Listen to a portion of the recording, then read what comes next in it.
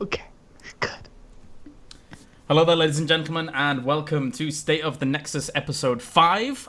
Yes, we are finally back after many weeks of hiatus, and Dreadnought's webcam is already frozen. So that's a great start to the day here for episode 5. I love the picture. Oh, and he's gone completely now. Oh, no, he's back. He's back. I like how it plays for 1 second and then it freezes instantly again. So that's going to be the story of the night. Awesome stuff. So, thank you very much for joining already, ladies and gents. We're going to go down the list, and everyone's going to introduce themselves once again, as is tradition here. So we can start with Dreadnought, Frozen Dreadnought, and then we'll go to Bakery, and then our guest, Khaldor. It literally froze for half a second. Like, half a second in. This is the worst. Hold on. I know. This is your intro. Oh, God. He's trying again. Hopefully it doesn't freeze. See, look. No, that one's perfect. Just leave it at that one. Yeah, that one's a surprised look. I like that one. Let's go for that one for the rest of the show. Oh, he's reset it. It's not I'm trying, gonna dude. work. This is... I don't know, dude. It's Oh, that the one's worst. better. All right. Okay. I'm Dreadnought. I don't know. Host, I guess, on this show, kind of cast of talk about a video game a lot. It's about it, I guess. I feel like we've done this enough, and I feel like I don't really have anything outstanding to talk about. But Bakery does. Oh, yeah. Let's go to Bakery. I'm Bakery. I'm the support and team captain for the recently 6th place Team Dignitas. Whoa. That's about it. All right, and Khaldor. Hello. Well, I'm Khaldor, longtime caster for Blizzard Games and currently for Heroes of the Storm. Awesome stuff. Right, those are our intros. Thank you very much. That was really well polished, boys. I really appreciate that one. Smooth. Yeah, really smooth. We're going to start things off with DreamHack Tours. It's not too long ago now. It is a little bit fresh in our minds still. I love the Dreadnought face. It's so good. Now, where do we even begin? We've got a few things to talk about when it comes to DreamHack Tours. Obviously, all of us were there. It was a fun event overall in terms of the games and stuff like that.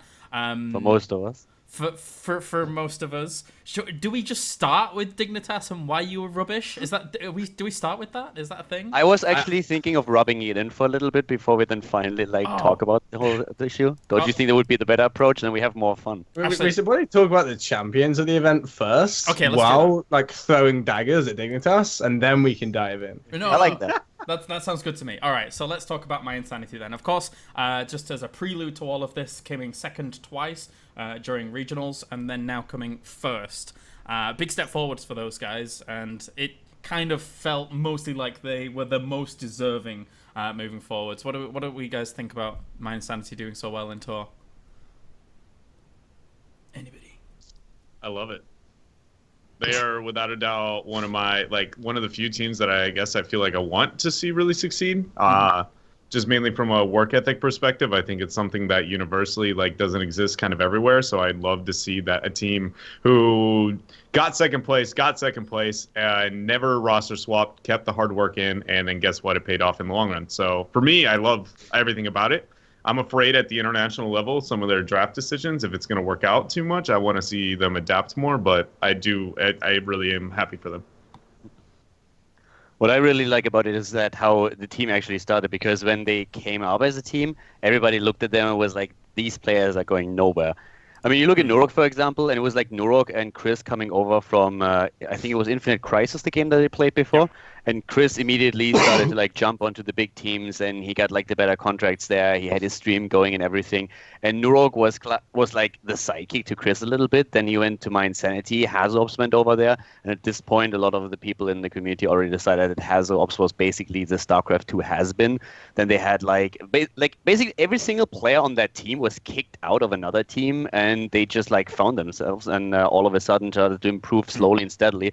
I remember when in Katowice we all said well, if they would have ended up in the other semifinal, they would have probably lost there and not gone to Korea. And everybody said, okay, it was a bit of a fluke. And then we see them in Seoul, we see them in Leicester, we see them in Tour, and they just continue to improve and get better. And by now, they're the team to beat in Europe. Yeah, it seems that way. Bakery. I was about to call you James then. That'd have been weird. It's obviously, somebody who really stood out to us on the desk was Splendor. having played very, very well, apart from bar that one game towards the end where it all went a bit chaotic. As the monk expert around here and our professional aficionado when it comes to support, apart from Dread, because he's pretty good as well, what do you really kind of make of Splendor's kind of improvement, I want to say? Because to us, to a lot of people, it seems like he's like one of the most improved players in a long time in the European scene. I think that's definitely true, yeah. If you look back to Prague even, then Splendor, I think, was quite...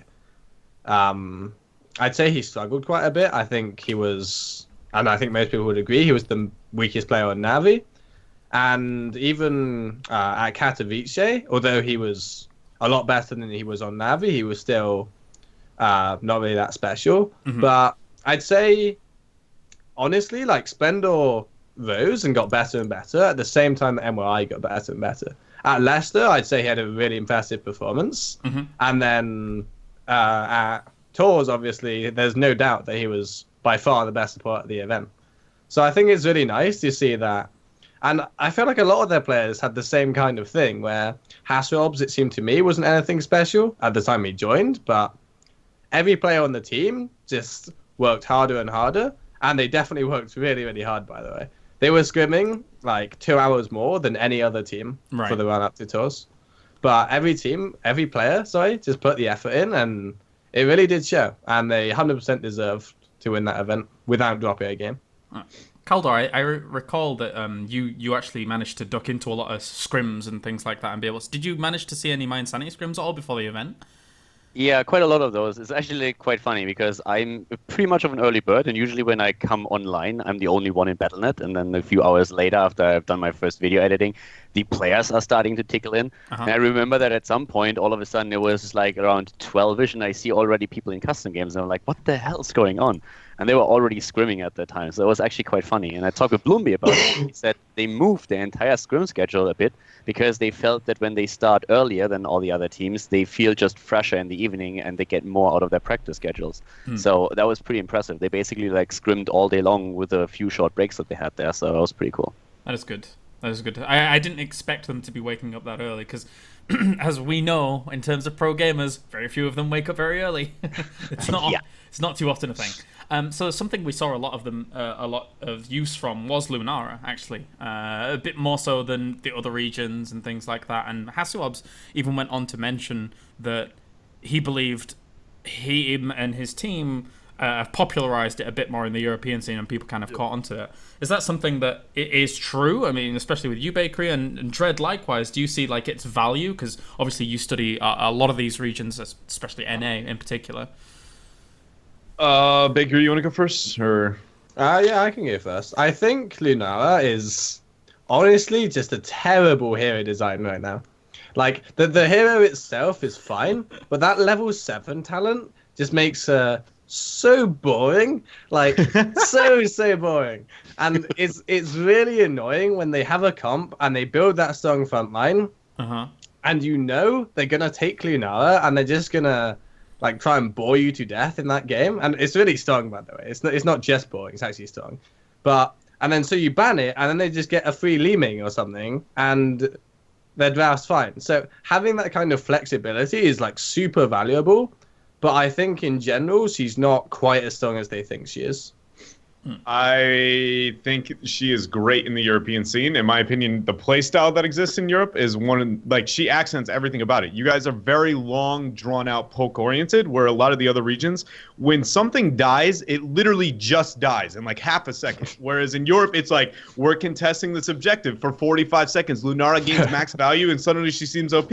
So that was like a pick where it made a lot of sense, and I understand 100% why I could like win them that tournament specifically. But that is one of my major picks where I'm like, on an international level, I don't think you're going to be able to get away with it. I'm not saying it couldn't pull out wins, but that will not win a championship in my opinion. I think it is very much only successful because Europe is very slow in how they fight. Khaldor, do you see kind of similar things? I mean, yeah, I know you watch the other regions as well. I mean, I can definitely agree with what Red is saying that the meta, the playstyle that we have in Europe is oriented towards these longer drawn-out fights where Lunara gets a lot of value. I would say that even if you disregard that and look at the other regions, there are certain maps where Lunara is going to be able to get a lot of value no matter what. I mean, the perfect example, as Red will probably agree on, is of course Battlefield of Eternity, where that level 7 talent is just going to give you insane value. I mean, we've seen a couple of comms that have been running a Li Ming in addition to a Lunara and had like a Tyrande in there, and their only idea was we're not going to win team fights or anything because we don't want to, but we're going to burst down that Immortal so fast that you have no chance of doing anything against us.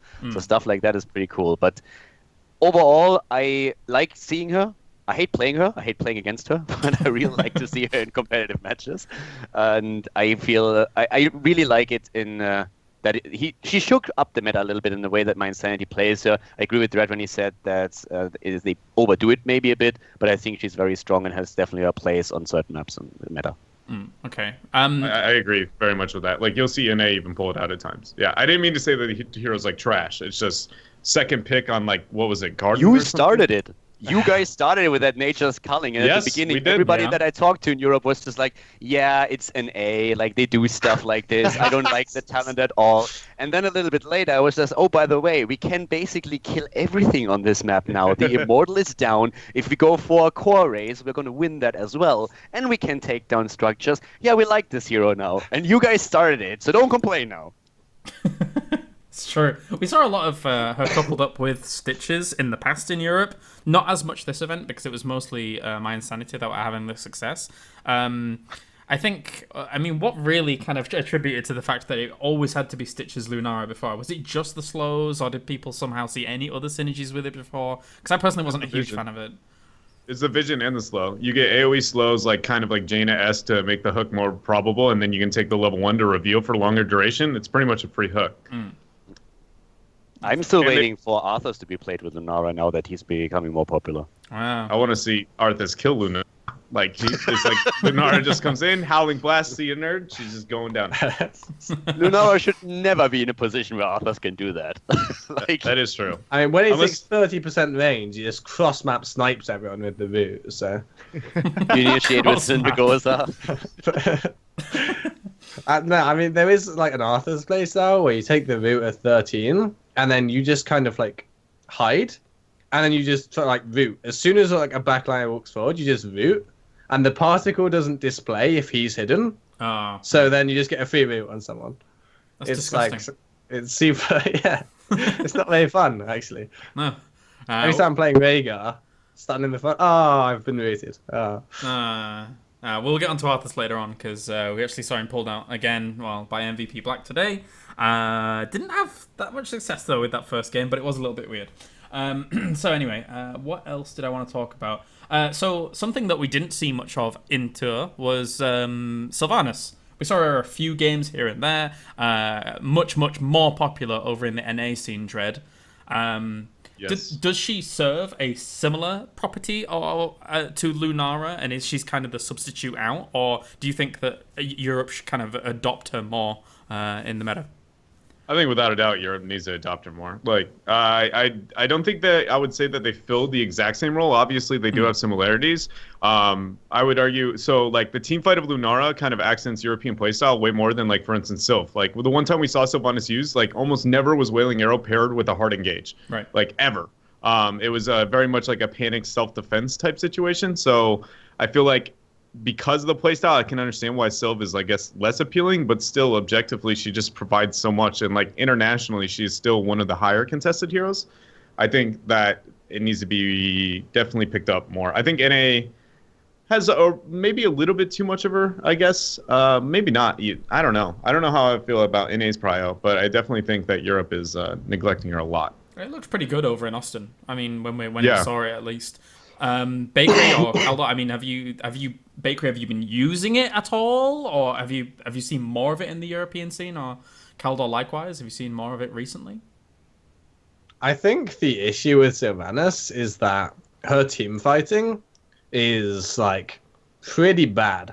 So in Europe, like kind of what Dredd said, is we don't care so much about like the objective pushing, because eventually it feels like it always comes down to a team fight. And like, you need to win a team fight to end the game. And if you don't win a team fight, it just goes to 20. And then Sylvanas falls off like super hard at 20. And then you just lose the team fight because you have Sylvanas. So I think, honestly, like, I think we should definitely see her more, but I don't think she's as strong as China thinks she is. Because China just, like, goes all out on the snowball. And I feel like the teams playing against Sylvanas don't understand that you literally just wait for 20. Like, they cannot win a team fight. You just wait for 20 and then take a fight and win the game from it. Whereas in China, they literally just team fight all game long. They contest every objective. They even contest like tributes. Like, for no reason. Like, even talents down, they contest the tributes. Which is why Sylvanas is so effective over there. But I definitely agree that it's not played at all in Europe, and it should be played a lot more than it is. Khaldor? I mean, the only team that I've seen her play like quite regularly, outside from the teams that didn't make it to a tour, is I think My Insanity. They mostly play her on maps like Infernal Shrines, and the argument is most of the time that you are trying to snowball the map a little bit more. So when Bakery is talking about the level 20, I think he's completely right with that. On certain maps, on the other hand, the idea behind Sylvanas, in my opinion, is that you are trying to snowball so hard that you won't ever be able to reach a 20 versus 20 situation in which you can actually go into these team fights. And that momentum is something that Europe, I feel, is not really using to an extent that we could. We have teams that play it, but it's mostly outside of the 8 teams that made it to tour, with the exception of maybe My Insanity that used her a few times. We've seen her on Tomb, we've seen her on Shrines, and the idea is always to just like capture the objective and really just run with that and snowball. The problem is that once that you are behind with Sylvanas, you have a bit of a trouble catching up, unless of course you get one of those wailing arrows into a team fight that Red has been talking about earlier. So I feel she's a really hard snowball hero, and the problem on Infernal Shrines is that a lot of the teams, when they talk about like map control and snowballing, they're still looking on wave clear for Zul, for example, and say we're going to use Zul for the same purpose. At the beginning, we won't be able to snowball as hard with the Punisher, but we're getting more value out of him. So I think she's underplayed right now in Europe. A few teams pick her up. But I can definitely see that we are going to see a bit more play out of her. But I still agree with Bakery that we are probably not going to see to an extent like the Asian scene is currently showcasing. Is one of the reasons... I just want to elaborate on my points quickly, by the way. On a map like Cursed, like where we see like high priority Sylvanas, I think it's terrible.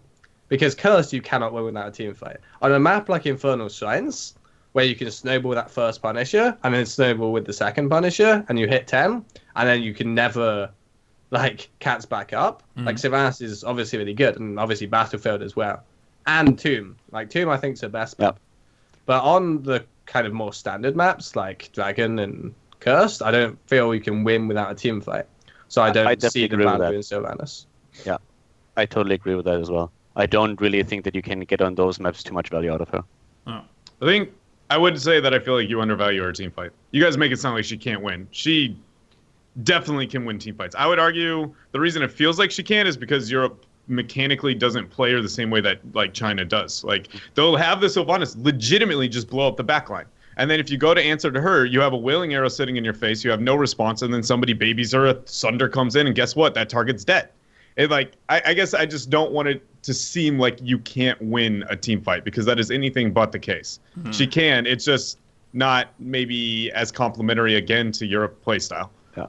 I mean, China and Korea love her. If you think about it, they played her a long time ago already with that Tyrael where they went Judgment, Wailing Arrow, and were just trying to blow up a target in the backline. So they're coming back to that, not in the sense that they're going Judgment again. It's not really that hard a gauge that showcased back then, but they're still trying to play the same idea behind the comp. I have to ask, is it in part to do with drafting, though? Because, like, in Europe, almost every single game Illidan is banned, right? But in America, for example, NA actually let Illidan through, and Wailing Arrow is like a good answer to things like that. So is that a factor towards this, Stred, or? I think it definitely has some influence on it. Like, for instance, the beauty of Illidan is actually Sylvanas pairs really well with him and is kind of a response against him as well. So that makes it more appealing. Like, it's like Brightwing as well. Brightwing is one of those heroes that works good against and complements him a little bit as well. So it's one of those things where it kind of works both ways. I do think part of it is the drafting, but at the same time, I still think even if Illidan was nerfed hero, I don't think Europe will pick up Sylvanas, like, suddenly. The Illidan point is actually something that we should probably talk about later on as well when we're talking about, like, the hero changes, because I feel Illidan can be counteracted a lot better now than he could in the old patch, with changes to like a Nubarak, who might become a viable option again for like Web Blast and stuff. So there's a few more things that you can do against Illidan right now, I feel. Yeah, actually, this is the first time that a Nubarak might come back in the meta with web wrap that it can't be pre-cleansed on the cast or a support. So like you before, if you could see the animation, even though it's really small, you could pre-cleanse yourself and dodge it, essentially wasting the cooldown. But that's not possible anymore. Yep. Yeah, it's the reworks are cool for sure. Okay, so moving on a little bit in still at Tours, we mentioned it previously that Dignitas didn't have the best of performances, and now we're gonna move on to that in a lovely fashion, and we're gonna say, Bakery, what the hell happened? So I put out a tweet longer, and I gave two major reasons for our terrible performance. But I also said that no matter what the circumstances, it should not have been as bad as it was. Right. Which I still believe that tweet longer to be true.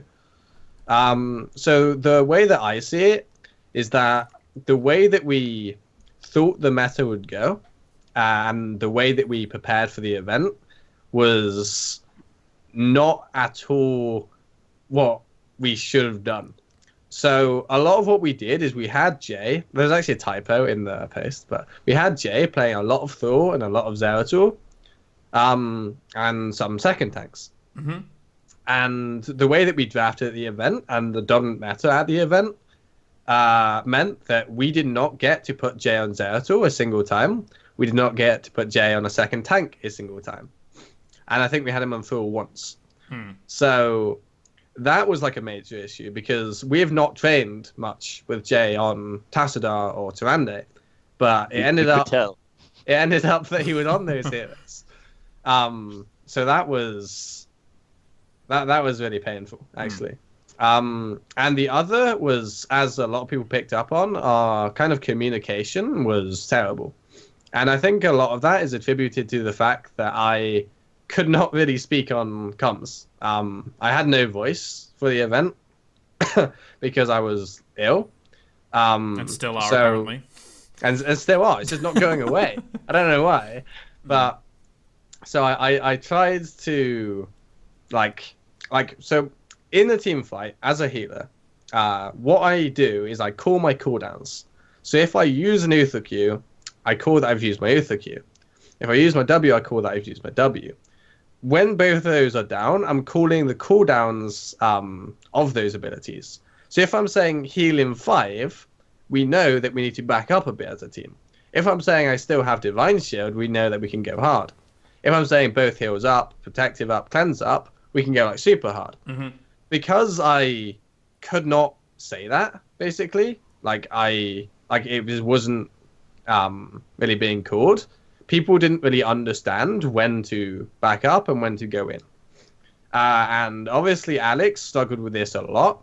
And this comes back to the draft as well. During practice, we had Alex playing stuff like ETC and stuff like Johanna. Mm-hmm. And he didn't really play Mjolnir at all. I think we played like 3 games with Mjolnir, we worked out. I think with Alex like on Mjolnir. right? No, he does not like Mjolnir. At the event, I think he played Mjolnir all but 1 game. Okay. So, I mean, this comes back to the draft again, which is we're definitely hurting a lot in the draft, considering that Wubby's left, because Wubby was a very strong draft presence for us, obviously, in Leicester. So, Alex really struggled with this, because I could not tell him what I had, and he didn't know how hard he could go, or if he had to back up. And a lot of the times, he just kind of went in and got picked when other people were thinking I didn't have cooldowns, so maybe I did. So maybe Alex went in alone, or maybe Jay went in alone, or maybe Snitz went in and then immediately Mene gusted because he didn't know that I was going to Divine Shield Snitch. Stuff like this just happened pretty constantly. Mm-hmm. And that made it really hard. But I still feel like the major issue was our drafts. I feel like both games against T89 were pretty much lost in draft. There was nothing we could do about the Asmodan. Because we could not push into it and we could not stop him stacking. And so it gets to a point where we have Uther solo healer and they have Asmodan, and we've got 3 turn-ins and got 1-4 out of it. No. So it just feels like there's nothing we can do in that game. And the Sky Temple game, we had no global for the Vikings because Grand Paquette was playing Vikings. Like, Yeah. so we considered banning it, and we said no, they've already picked something for Eternal, like they can't do Vikings here. And then Grand Paquette picks it, and we're like, oh, well, I guess they play Vikings, and we had nothing to say. So, did you end up casting those games, Khaldor, by the way? Yes. Yeah. I got the replays and uploaded them to my YouTube. All right. Okay. So people can check. Grand Paquette was very happy about that because he wanted to show his Viking play. And as you can imagine, they were very happy about that draft too, for the reasons that Bakery just explained. Yeah. Dread, you were going to say something? Yeah, so I'm going to be the guy who says the kind of awkward thing that I guess I feel like a lot of people feel, but nobody said quite yet when it comes to Alex, and I am fearful of this, and that's what I want to ask Bakery specifically. So, on Navi, during Katowice, it seems like Navi, without a doubt, had the most, like, closed-minded view on drafting almost out of every other team that exists there. And I do believe that Alex has some of the most influence on their draft whatsoever. And then with the removal of Wubby and the picking up of Alex, I can't fear, like you were talking about the draft being a problem. Obviously, communication with a new player, I'm not even worried about that. That's the kind of stuff that like is going to be solved eventually with time. But it just feels like the stubborn, bang your head against the wall, not going to adjust my draft level mentality that I feel like Alex kind of carries over, hit you guys while you were in tour. And I guess I'm just fearful of going into the future with him because I do feel like that will be only a constant presence. I do agree, especially at Katowice. I think Navi's ideas about how to play the early game and how to draft were definitely hurt a lot by the fact that it was only Alex's perspective. And I felt like his perspective was wrong, and he didn't really respect the other playstyles. However, he is not the main drafter of this team. Okay. That is something we also had a concern about, although I don't think we're as concerned as you. Like, Alex definitely has a lot of good ideas about the game, and he definitely understands it to a very high level. But the main drafter in Katowice was Jay, and the final say was Mene. And Alex obviously brought some ideas, and I think we like picked Chen once or something. Which was definitely Alex's influence on the draft. Mm-hmm. But I don't think the drafting issues were from Alex being stubborn, because, as I say, he wasn't like the biggest influence. Okay.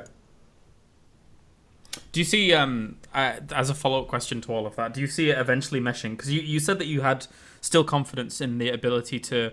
You basically, you swapped out Wubby, you picked up Alex because you wanted to be better than the best in Europe. Do you still have confidence in your ability as that roster to transcend that position? To me, I think it all hinges on one aspect, and the aspect is Jay playing the Flexo often ends up split from the team, or if he's not split from the team, he ends up on a hero where he doesn't have the same impact that he would on a main tank.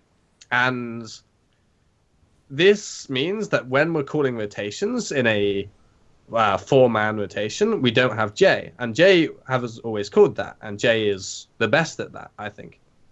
So like adapting to playing with Alex is definitely something we're struggling with right now when he's calling these rotations. And we don't have Jay with us. And adapting to having Jay on a hero where he does not have the control, but he still feels like he should, and he still wants to call the plays when he can't really. If we can overcome those two issues, then I really do believe that this team will be incredibly strong. But if we do not find a way to deal with those issues, then I think we'll continue to struggle. Okay. The one thing that I also want to say is that, I mean, we talked about this already in tour a little bit. You guys face the most challenges from those roster swaps. If you think about it, you not only have like a complete new guy at the front line, but you also have all of a sudden Jay who has to learn a complete new hero pool. And I'm not quite sure, like, if this is basically what you said, I feel, but he struggled on a couple of those heroes that he had to play a lot. His Tyrande on Battlefield was awful, and Jay himself is an amazing player, of course. So it just felt like he didn't really have the time to practice these heroes that he now suddenly has to play to an extent where he can really show his skill level. Would you agree with that, or do you feel that it's just something where communication is the most important part? I've never had more faith in a player to successfully role swap than JPL.